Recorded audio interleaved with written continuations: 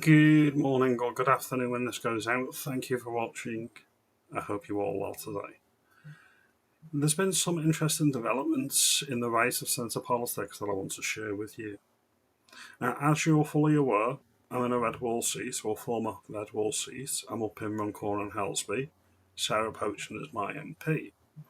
I voted for her not only because I am a Reform voter currently, but to unseat the arrogance, the career politicians in the red wall. And this is what this video is about.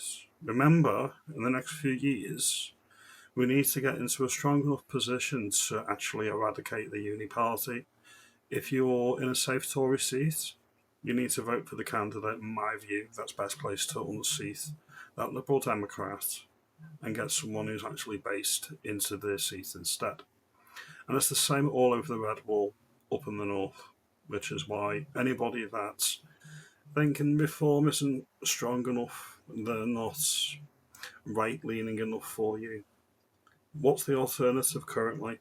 Advance UK? Now, I like Ben, and I've always said I like Ben Habib, and they are going to be a viable vehicle in time. Ben Habib himself has actually asserted, and he's actually conceded this point. Reform are probably the next party of government, far more likely to form the next government than the Tories or Labour. That's just the reality of the situation.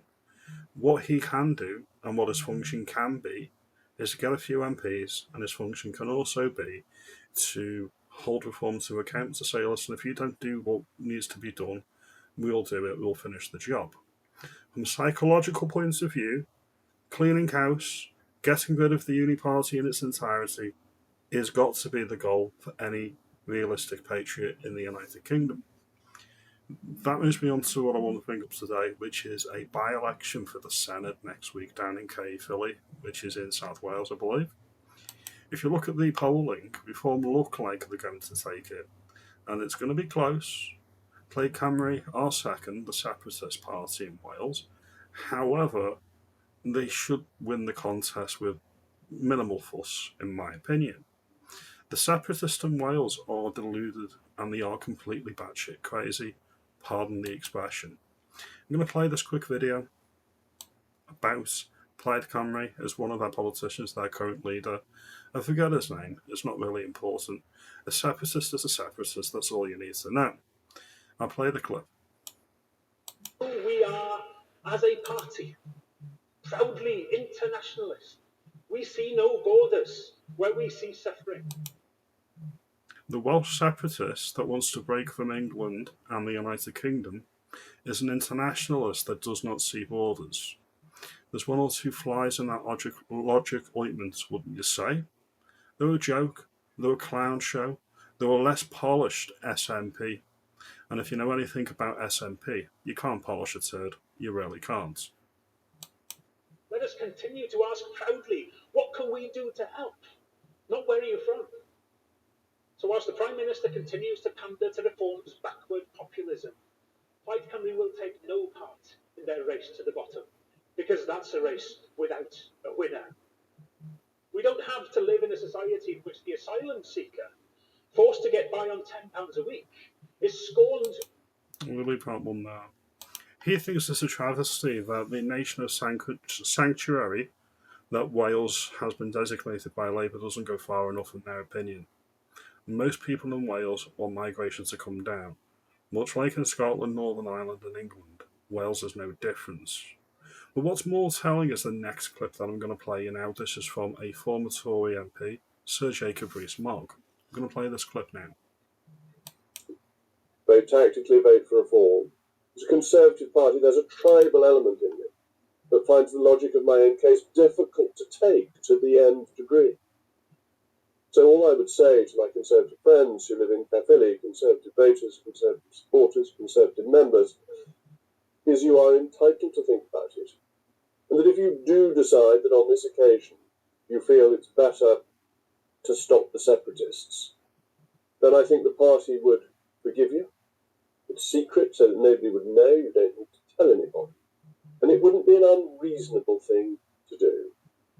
I'd probably lack your courage and would probably stick with my own party. But you don't leave the club, so to speak, if on this occasion you think that you should lend your vote somewhere else to stop something worse happening?